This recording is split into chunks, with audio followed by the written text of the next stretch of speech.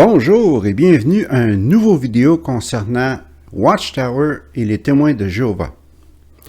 Aujourd'hui, nous allons parler du déclin de Watchtower. Depuis le début des années 2000, il y a un déclin marqué qui se produit dans la société Watchtower. On a réduit le nombre de publications imprimées, les revues ont diminué de 32 pages à 16 pages, et même moins dans certains cas, si je ne m'abuse. Il y a eu des ventes de salles du royaume, de bureaux centrales et de filiales. Alors, est-ce que cela veut dire que la société Watchtower va disparaître? Je ne crois pas que c'est le cas. Mais aujourd'hui, je vais me concentrer sur la vente des Bethel, la vente des salles du royaume et aussi les conséquences pour les Béthélites et les pionniers spéciaux en particulier. Alors, comme je l'ai mentionné, depuis 2005, il y a eu une réduction drastique dans la quantité de publications imprimées par la société Watchtower, ce qui aurait été impensable quelques décennies plus tôt. Un des facteurs dans ce déclin est la réduction de l'accroissement parmi le nombre des témoins de Jéhovah dans des pays développés comme le Canada, en Europe, aux États-Unis, etc. Il y a moins de témoins de Jéhovah dans ces pays, donc il y a moins de contributions qui entrent pour financer la société Watchtower. Par contre, il y a un grand accroissement dans les pays plus pauvres, comme en Afrique et en Asie, mais les gens qui vivent dans ces pays ont moins de recours financiers, donc ne peuvent pas contribuer autant. Alors, Watchtower se trouve dans une situation intenable.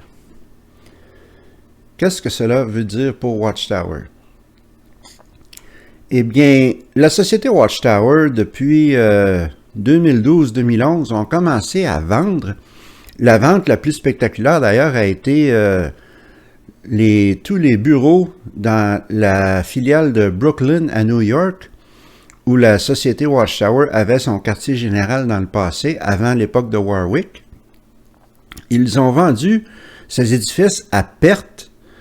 Par exemple, un édifice à 183 Columbia Heights a été vendu à 6,6 millions de dollars à l'époque, ce qui représente 14% sous le marché. Imaginez vendre votre maison à 14% sous le marché. Ce serait impensable. Alors, c'est ce que la société Watchtower a dû faire. Et maintenant, la seule raison qu'ils ont fait ça, c'est parce qu'ils ont un besoin désespéré d'argent, pour plusieurs raisons. Bien entendu, lorsque la société Watchtower a quitté la zone de Brooklyn, les résidents étaient heureux, car cela signifiait qu'il y allait avoir des taxes, car la société Watchtower, bien entendu, est un organisme à but non lucratif. Il ne paye pas d'impôts selon les lois aux États-Unis, donc n'importe quel autre édifice qui allait être instauré dans cet endroit allait occasionner un plus grand revenu pour la ville de New York. Mais ce n'est pas seulement les Bethel qui ont été vendus à New York. Des salles d'assemblée, comme à Indianapolis, ont été vendues et des filiales ont été fermées avec les édifices étant mis à la vente dans les pays moins essentiels comme la Norvège et la Nouvelle-Zélande. Tout cela est arrivé dans le milieu des années 2010. Avec très peu de fanfares ou de cérémonies, 3 pays ont perdu leurs filiales. On parle de l'Estonie, de la Latvie et de la Lituanie qui ont tous perdu leur bureau de filiale. Les anciens de congrégation dans ces 3 pays doivent maintenant se rapporter à la filiale de Finlande pour n'importe quelle question que la congrégation elle-même ne peut régler. En 2011, des consolidations semblables ont été accomplies à l'autre côté de la mer Baltique, alors que la Suède et la Norvège ont fermé leurs filiales et se sont retrouvées dépendantes de la filiale du Danemark, qui est devenue la filiale scandinave. Et finalement, les fermetures des filiales en Nouvelle-Zélande et en Irlande, sans parler de l'Amérique latine, c'est là qu'il y a eu une des plus grosses transformations. Il y a 6 filiales qui ont fermé. Alors, si vous regardez la photo ici, tous les pays d'Amérique centrale ont fermé leurs filiales et sont maintenant dépendantes de la filiale du Mexique qui contrôle tous ces pays. Pourquoi est-ce que la société a décidé de fermer ses filiales à travers le monde? Parce que apparemment la technologie a simplifié le travail et les bétélites doivent se concentrer plus sur le service de porte en porte. Quand on parle des filiales d'Amérique centrale, la plus récente est celle du Nicaragua et du Panama qui ont reçu des cérémonies d'ouverture en 2004 et en 2005 respectivement. Alors, à peu près moins de 10 ans plus tard, ces 2 filiales étaient fermées. Je suis certain que les témoins de Jéhovah dans ces pays ne s'attendaient pas à cela. Et en ce qui concerne la branche du El Salvador, en 90, l'annuaire de la société Watchtower donnait un compte-rendu faramineux de la cérémonie d'ouverture. Vive la théocratie qui augmente toujours. L'expansion prend place partout. Le 12 novembre 1988, 22 000 voix se sont rejointes pour chanter ces paroles en célébration de l'ouverture de la nouvelle filiale dans le pays d'Amérique centrale de El Salvador. On ne peut pas faire autrement que se demander si l'ouverture de la branche de El Salvador signalait un tel accroissement et une telle expansion. Comment les témoins de Jéhovah dans ces pays devraient maintenant se sentir, comment ils devraient interpréter sa fermeture, ainsi que des douzaines d'autres filiales à travers le monde. Mais c'est en Europe où la retraite de la société Watchtower est la plus évidente, telle que le démontre la carte suivante. Alors, si vous regardez la photo, il y a une carte pour vous illustrer qu'est-ce qui se passe. La carte est en anglais, mais nous n'avons pas beaucoup d'informations de la part de Watchtower. Mais les zones en bleu foncé dénotent des filiales qui contrôlent plus qu'un pays. Alors que les pays en bleu pâle montrent où les filiales ont été récemment fermées et amenées sous le contrôle d'un autre pays. Pour quelques pays comme la Biélorussie, la Bosnie et le Malta, il n'y a jamais eu de filiale. Mais la carte va tout de même montrer quel pays contrôle ces différents pays.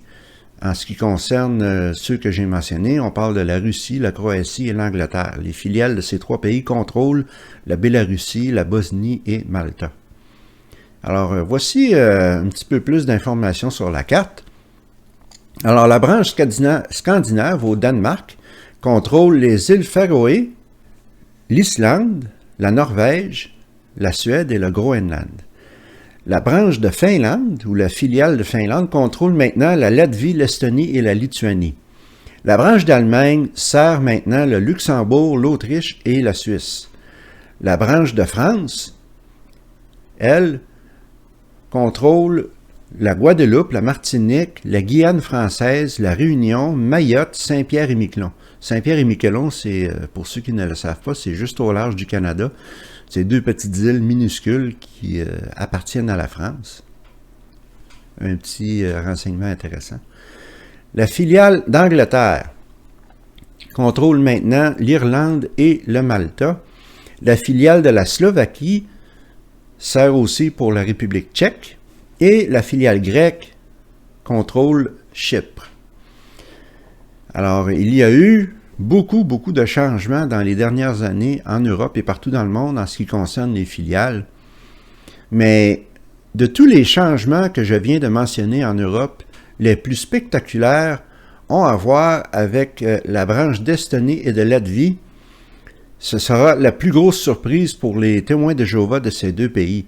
C'est parce que ces filiales ont été ouvertes en 2010 et ont été fermées 3 ans plus tard. Incroyable. Alors, tout cet argent dépensé pour construire ces édifices, pour ouvrir ces filiales, et 3 ans plus tard, on ferme tout. C'est vraiment décousu. C'est à se demander qu'est-ce qui se passe chez Watchtower. Et ils ont besoin d'argent. Ils sont, si vous me permettez l'expression, dans la merde financière. Bien entendu, la société Watchtower met sa propre interprétation. Elle dit que c'est une évidence de Dieu qui efface et élimine les frontières nationales. Ça ne prend pas beaucoup d'analyse pour réaliser que l'organisation Watchtower est en retraite continuelle. L'annuaire de 2010 parlait de 118 filiales pour 2009, mais en 2012, cette figure avait tombé à 96 en moins de 2 ans. Et avec les fermetures en Europe du Nord, on peut s'attendre dans le futur qu'il y aura encore plus de décroissement dans le nombre des filiales dans le monde. Je n'ai pas fait de recherche pour savoir quelle est la réalité aujourd'hui en 2022, mais cela ne m'étonnerait pas qu'il y ait encore moins de filiales. On ne s'attendrait pas à voir cela si c'était seulement à propos d'une efficacité améliorée avec l'argent ne faisant pas un problème. Alors, ceci indique une organisation globale qui est en train de vraiment réduire ses nombres à cause d'une incertitude économique, car ça coûte très cher de maintenir des filiales partout dans le monde, des bureaux, d'imprimer des publications, des revues, etc., et de faire vivre tous les bétélites et les gens qui travaillent dans ces endroits, car ils n'ont pas de travail. Ils travaillent pour Watchtower plus ou moins gratuitement, mais il faut tout de même que Watchtower les nourrisse et leur donne un toit. Donc, ceci devient très onéreux financièrement. La société Watchtower est tellement désespérée qu'ils ont même installé des machines de cartes de crédit dans les salles du royaume et dans les salles d'assemblée pour encourager les témoins de Jéhovah ordinaires à contribuer. Soit ils n'ont pas pensé au fait qu'ils demandent aux témoins de s'endetter pour contribuer, ou ils y ont pensé, mais ils s'en foutent, car ils sont désespérés d'augmenter l'entrée d'argent et ils vont essayer n'importe quoi. Et si vous vous référez aux vidéos que j'ai faites il n'y a pas si longtemps, à propos de la magouille des ventes de salles du royaume à travers les États-Unis et le Canada, et partout dans le monde d'ailleurs, je vais mettre un lien ici en haut.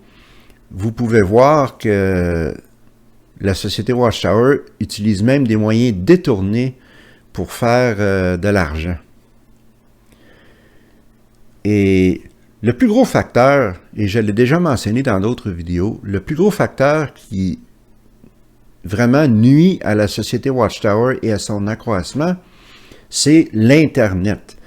Il est tellement facile maintenant pour n'importe qui d'aller sur Internet, faire une recherche Google pour trouver des canaux comme le mien et d'autres apostats dans toutes les langues ou presque, des articles de journalistes, des documentaires de télévision, des blogs qui font tous une critique désavantageuse de la société Watchtower et de leurs enseignements. Même les sites neutres comme Wikipédia montrent des articles qui montrent pourquoi les croyances des témoins de Jéhovah sont défectueuses et ouvertes à la critique.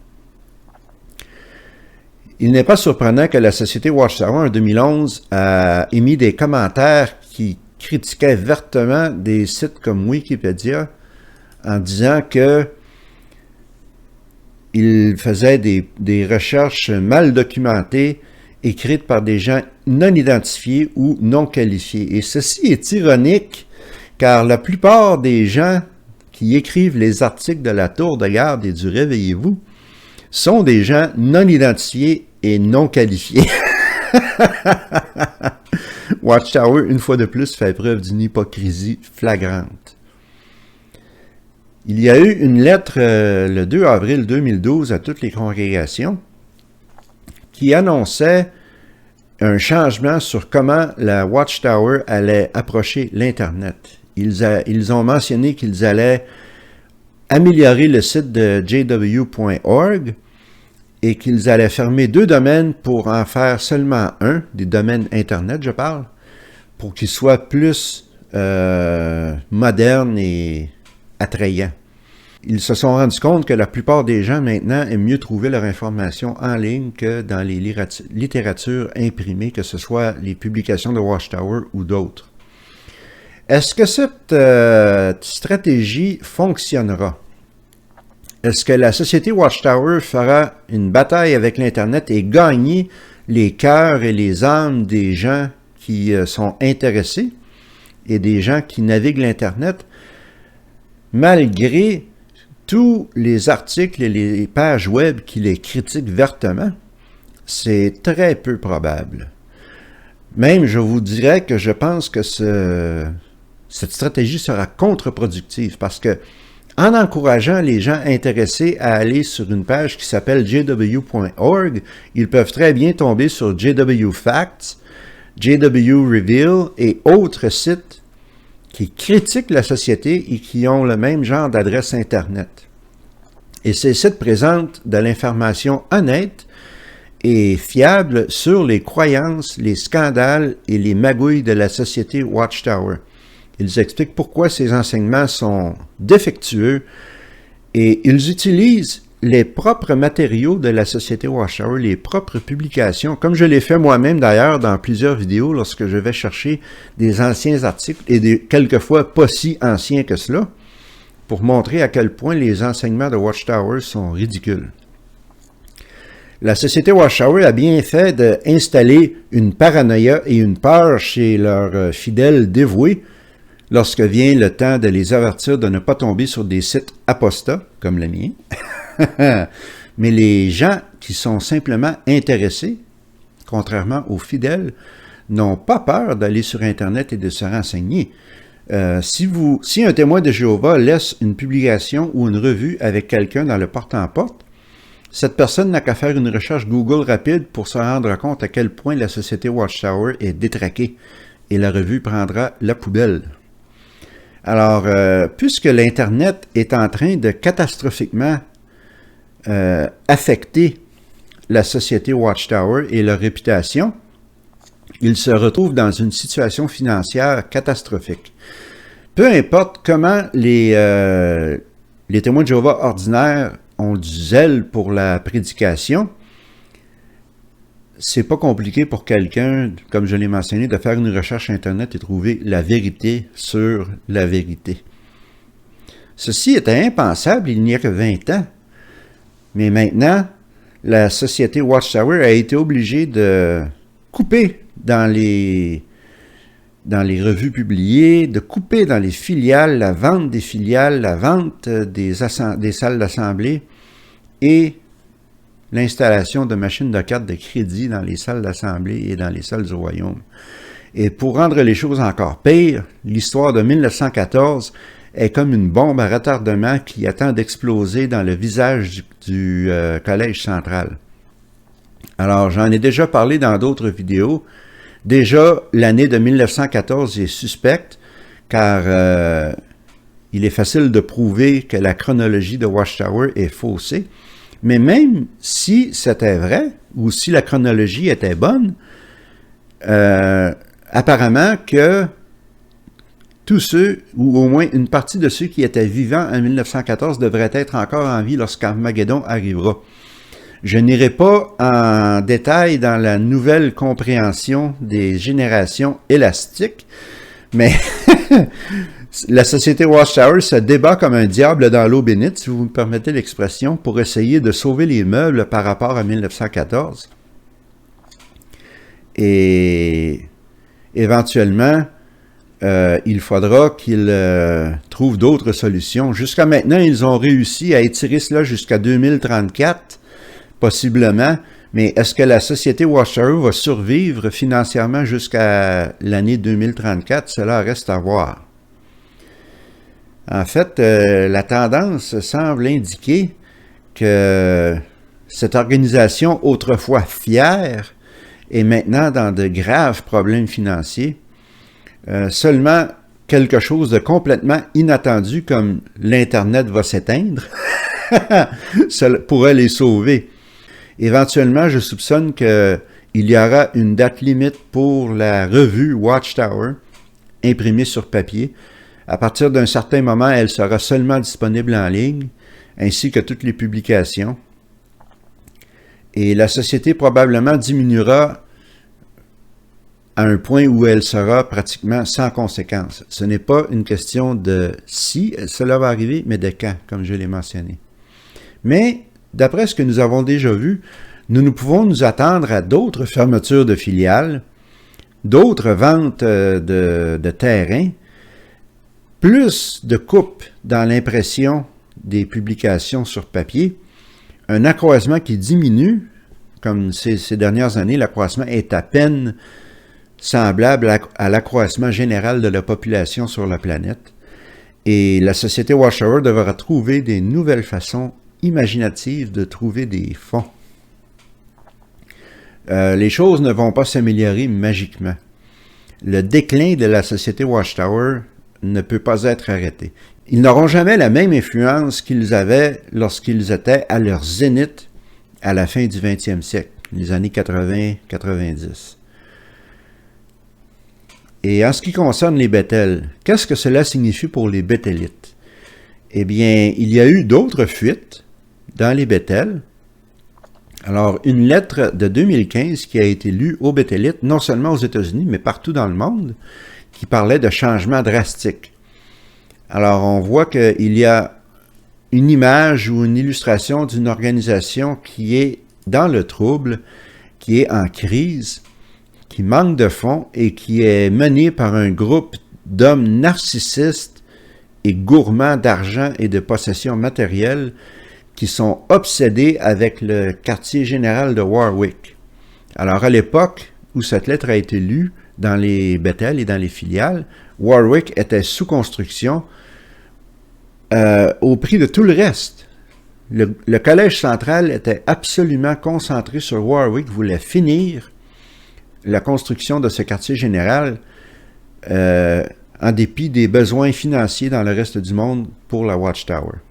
Une des choses qu'il y a eu dans cette lettre qui était une fuite grâce à une taupe à l'intérieur des Bethel, cette personne a mentionné qu'il y avait une galerie de photos qui était disponible sur le site de jw.org qui documentait la construction de Warwick au fur et à mesure qu'elle avançait. Mais il y a certaines photos qui ont été enlevées et en voici une, je vous la montre.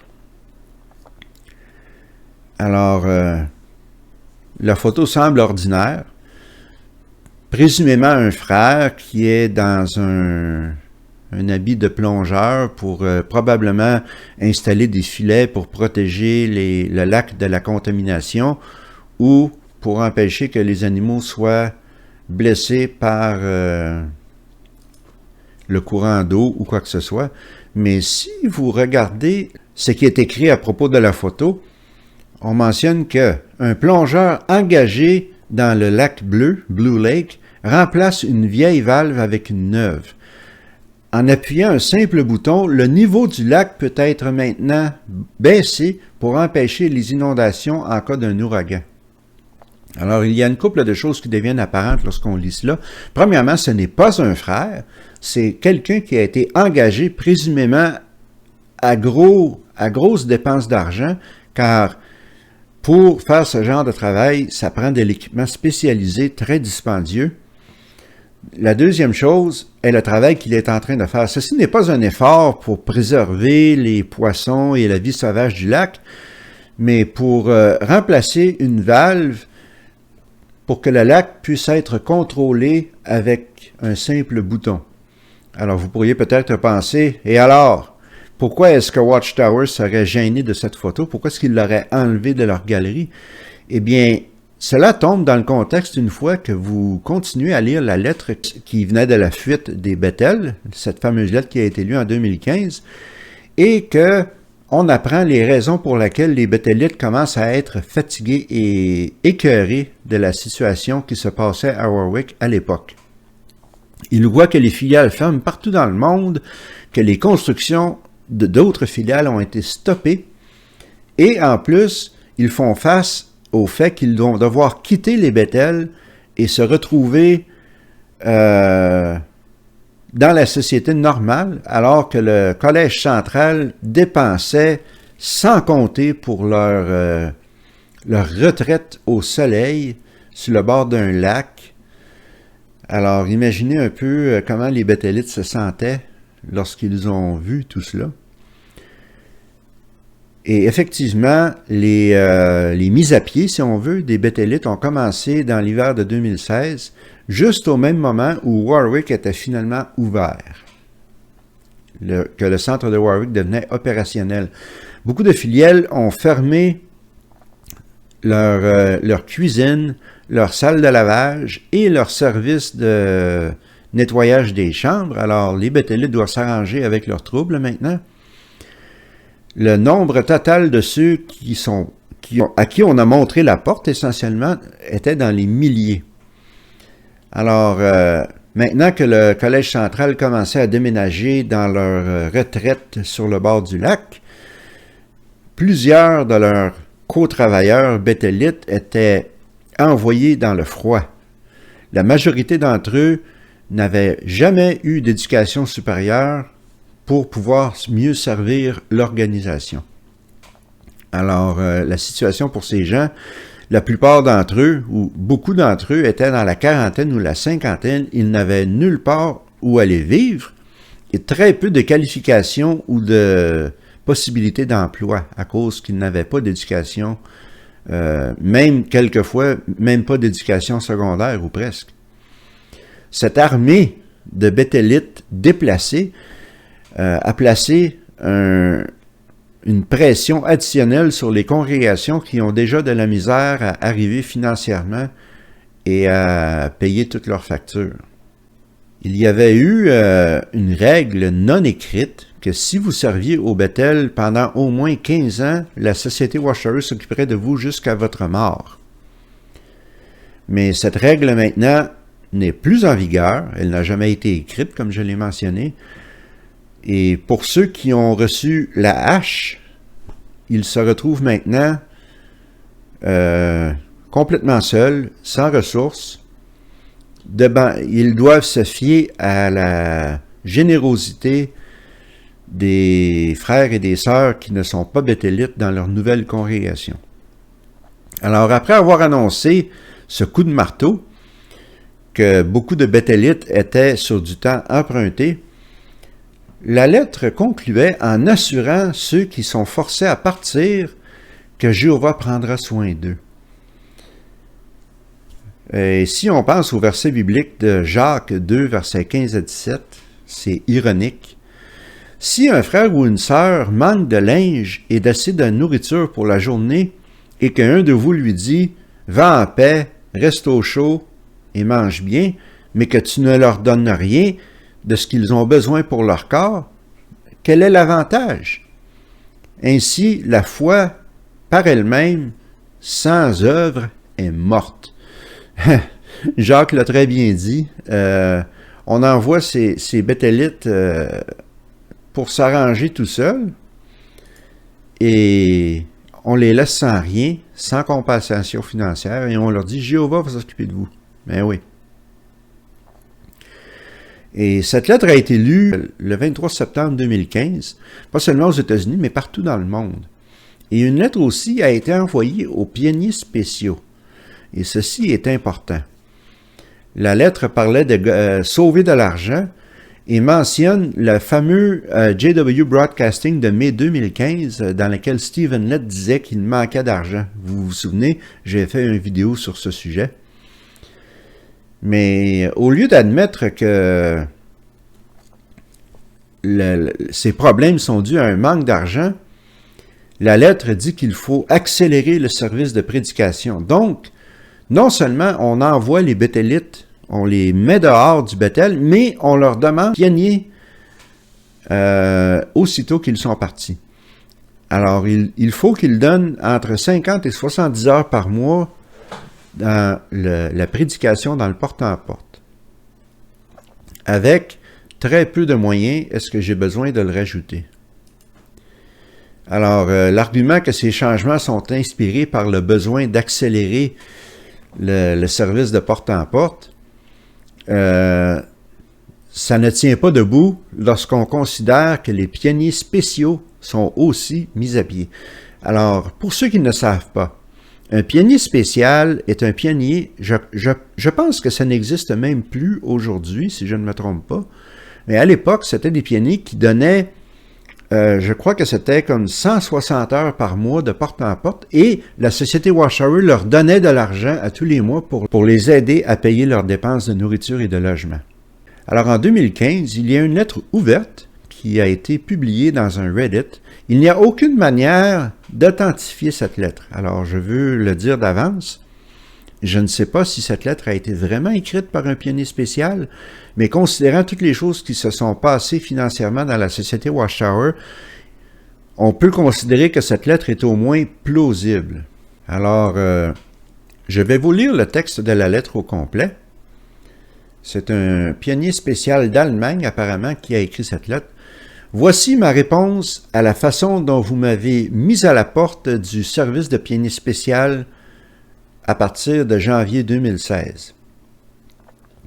Vos paroles d'amour ne peuvent pas réduire ma déception.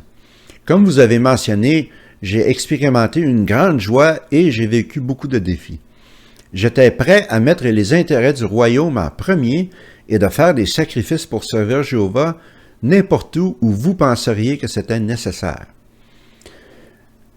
Dans la croyance que la fin est proche et que l'organisation est menée par l'Esprit de Jéhovah, j'ai commencé à être prégné dans ma jeunesse. Je n'ai pas eu une bonne éducation dans l'espoir que l'organisation avait besoin de moi. On m'a dit que Jéhovah était le meilleur employeur. Et maintenant, vous décidez que mes services de pionniers spéciaux finiront le 1er de janvier 2016.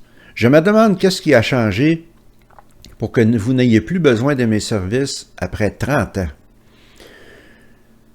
Je suis abasourdi que vous me demandez de devenir un pionnier normal dans le futur.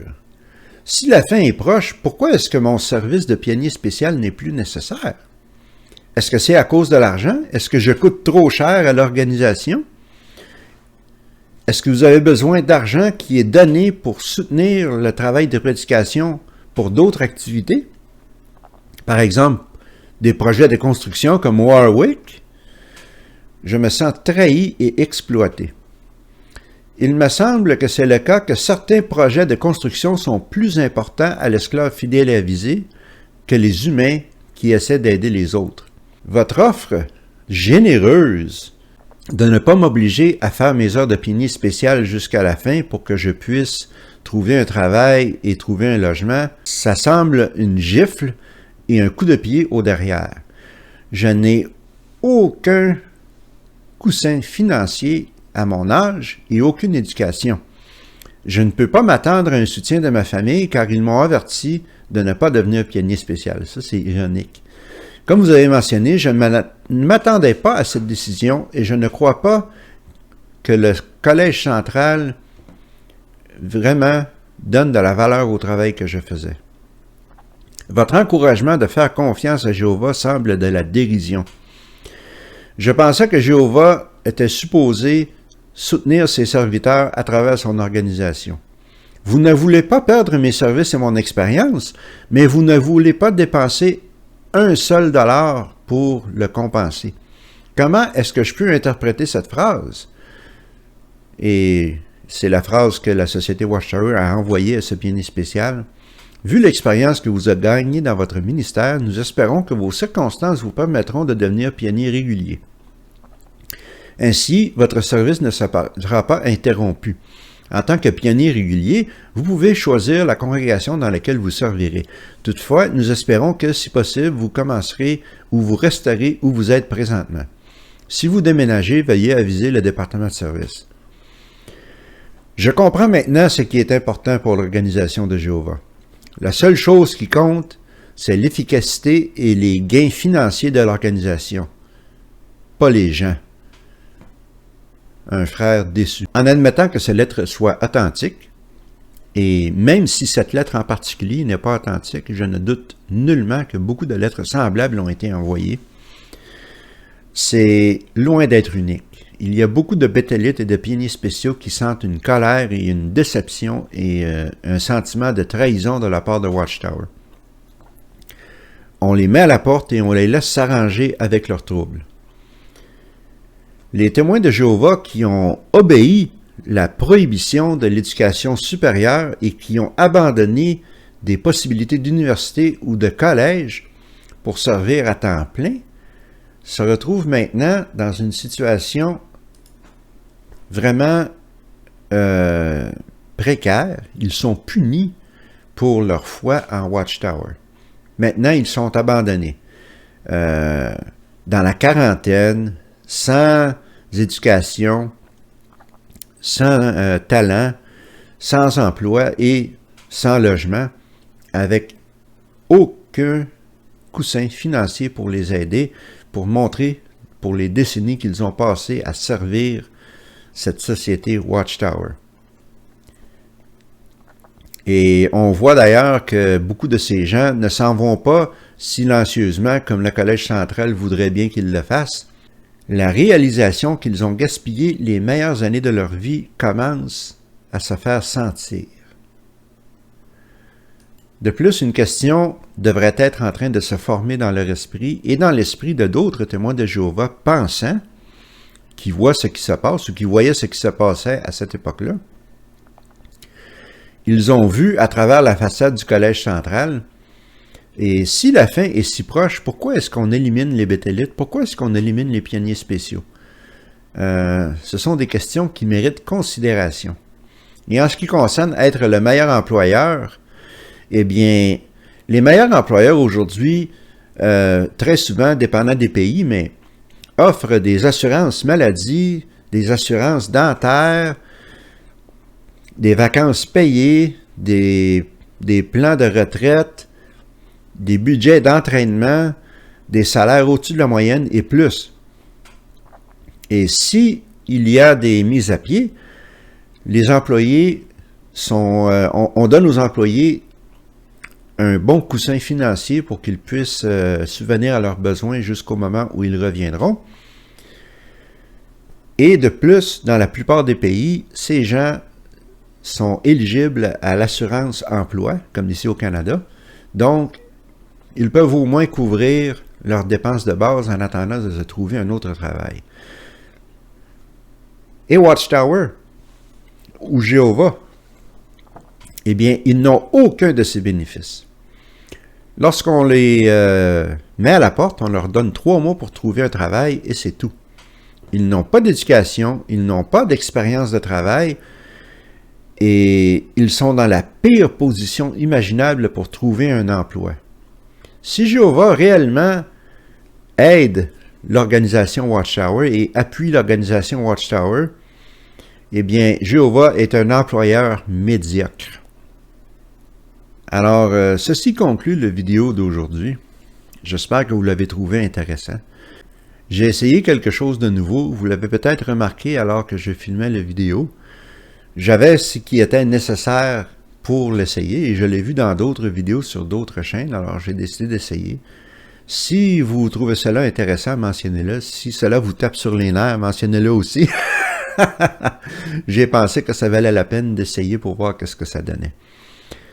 N'oubliez pas ma deuxième chaîne qui parle de la pensée critique et la rationalité.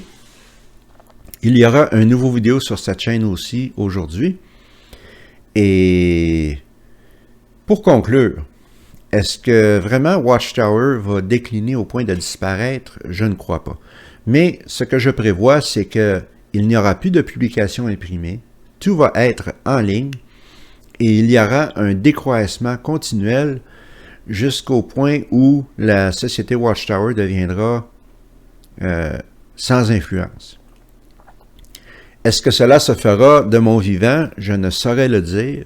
Je ne suis plus un jeune homme. Mais quoi qu'il en soit, il est certain que la société Watchtower est en déclin et c'est une bonne chose. Alors, je vous souhaite un très bon dimanche et une bonne semaine et on se revoit la semaine prochaine.